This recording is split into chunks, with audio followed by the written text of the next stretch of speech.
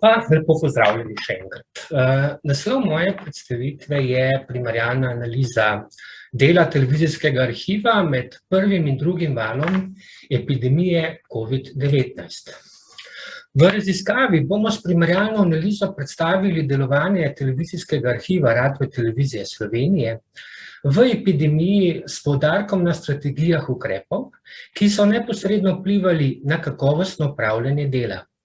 Prikazali bomo delovanje televizijskega arhiva v prvem in drugem valu, opisali pridobljena spoznanja, ki izhajajo iz priprave na delo v izrednih razmerah, izkazane težave oziroma pomanjkljivosti ter njihovo reševanje pri nadaljnjem delu. Leta 2020 je bilo za državo, družbo in tudi arhive prelomno leto. Razlog je izbruh virusne bolezni, ko se je v Wuhanu na Kitajskem decembra 2019 pojavilo več primerov pljučnice. Bolezen so poimenovali koronavirusna bolezen 19 oziroma COVID-19. COVID-19 se prvič pojavil v Sloveniji 4. 3. 2020.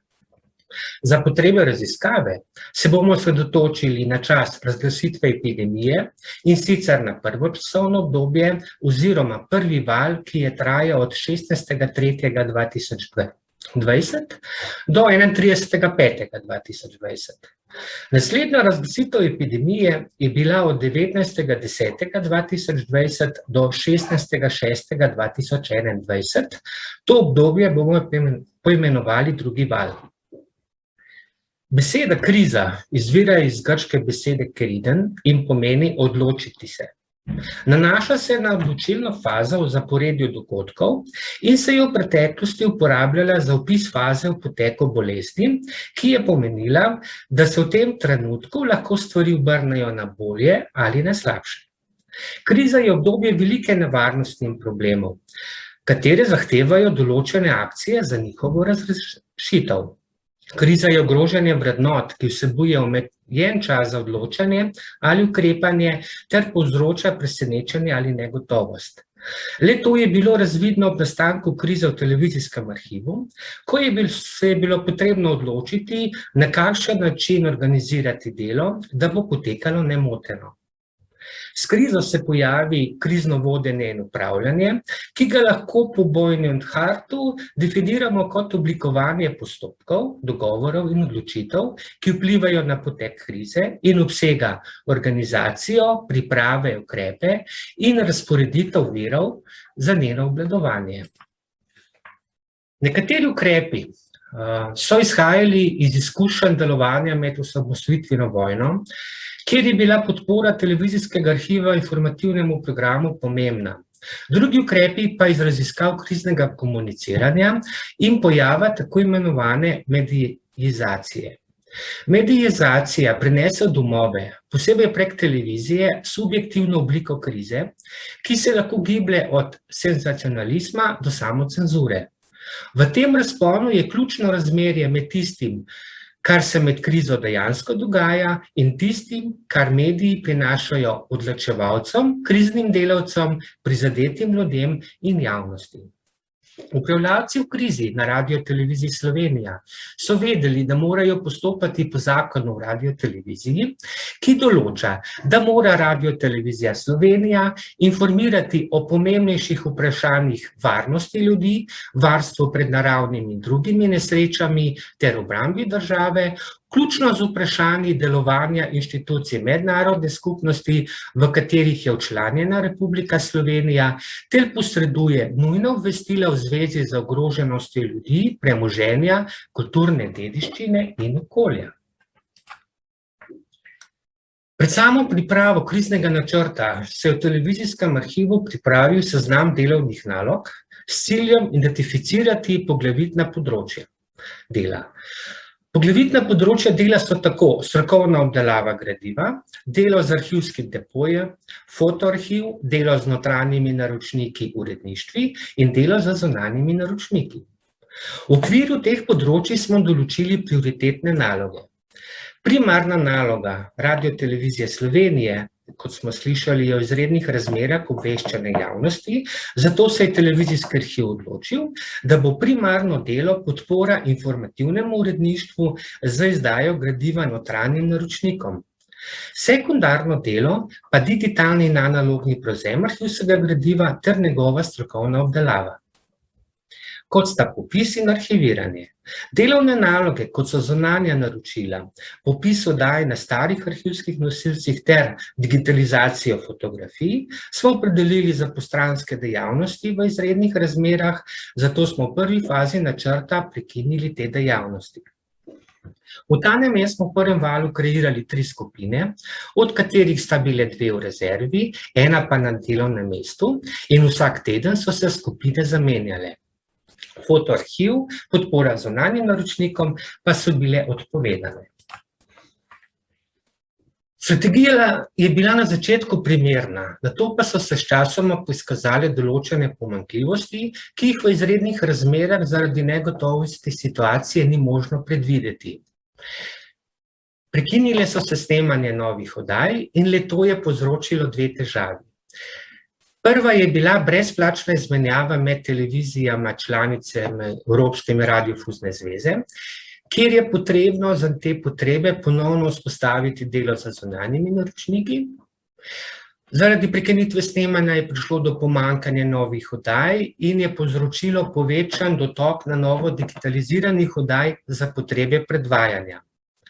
Naslednja težava je bilo pomanjkanje popisov novih oddaj, kar je povzročilo težave pri poizvedbah na temo COVID-19. Pojavilo se je tudi prezasedenost tiskovnega polja zaradi povečanega dotoka prej omenjenih na novo digitaliziranih oddaj in prekinitve strokovne obdelave gradiva. Primerjava na grafu kaže, da se je prevzem v mesecu marcu 2020 glede na leto 2019 zmanjšal za 29%. V naslednjem mesecu pa se je število prevzetega gradiva povečalo za 32% glede na leto 2019. Maja 2020 je bilo število prevzetega gradiva skoraj enako kot istega meseca leta 2019, ne glede na to, da se niso snemale nove oddaje. Iz tega lahko sklepamo, da je dolgotrajna prekinitev snemanja novih oddaj vplivala na število prevzema, ki jih je televizijski arhiv prejel za ponovno strokovno obdelavo, digitalizacijo starejših oddaj. Rezultati analize prvega vala so nam pokazali, da je za nemoteno delovanje televizijskega arhiva potrebno vpeljati določene spremembe. Najprej je bilo potrebno zagotoviti nemoteno obdelavo strokovno za potrebe poizvedb notranjih naročnikov. Epidemija je v prvem valu povzročila tudi digitalizacijo družbe, kar se odraža v vse večjem povpraševanju po arhivskem gradivu zunanjih naročnikov in posledično poizvedb za potrebe spletnega predvajanja od filmskih festivalov do kulturnih ustanov. Zato je moralo delo za zunanjimi naročniki potekati nemoteno. Če razdelimo delo v televizijskem arhivu glede na delo z digitalnim gradivom, lahko ugotovimo, da edino dokumentalisti raziskovalci, ki strokovno obdelujejo gradivo, lahko delajo doma. Pa tudi dokumentalisti raziskovalci morajo biti fizično prisotni na delovnem mestu zaradi upravljanja poizvedb za notranje naročnike. V drugem valu je bilo delo organizirano tako, da na delovnem mestu dežurstvo opravljata 2 dokumentalista raziskovalca, eden dopoldne, eden popoldne, in vsaj 2 sta na delovnem mestu v primeru nujnih poizvedb ali izrednih primerov. Vsi ostali dokumentalisti raziskovalci pa so delo opravljali v doma. Da pa so opravljali lahko delo v doma, je bil zelo pomemben korak tehnična priprava dela na doma. V ta namen je služba za informatiko omogočila dokumentalistom raziskovalcem oddaljeni dostop do televizijskih aplikacij in tudi arhivskih na delovnem mestu. Pred samo odločitvijo, ali se lahko dela v doma televizijskem arhivu, se je pripravil tehnični preizkus dostopa do elektronskega arhivskega sistema. Kateri rezultat je bilo sicer počasnejše delovanje in zaradi tega nezmožnost potrjevanja oddaj, to pomeni pregled popisa oddaje in nato trajno arhiviranje. Zato se je odločilo, da bo delo na domu vključevalo predvsem popisovanje oddaj in v omejenem obsegu poizvedbe, tako v starem informacijskem, kot tudi novem elektronskem arhivskem sistemu. Rezultati drugega vala so prikazani v grafu 1/2, kjer je razvidno, da se je trajno arhiviralo enako število oddaj navkljub večinskemu delu od doma. V prvem valu so bili rezultati kritični, ker se je arhiviralo v 3-mesečnem obdobju za kar 48% manj oddaj kot leta 2019, medtem ko se je v letu 2021 arhiviralo za 6% več oddaj kot leta 2019 in za kar 103% več kot v prvem valu 2020. Pri analizi popisov v enakem časovnem obdobju med leti 2019 in 2021 je razlika še večja.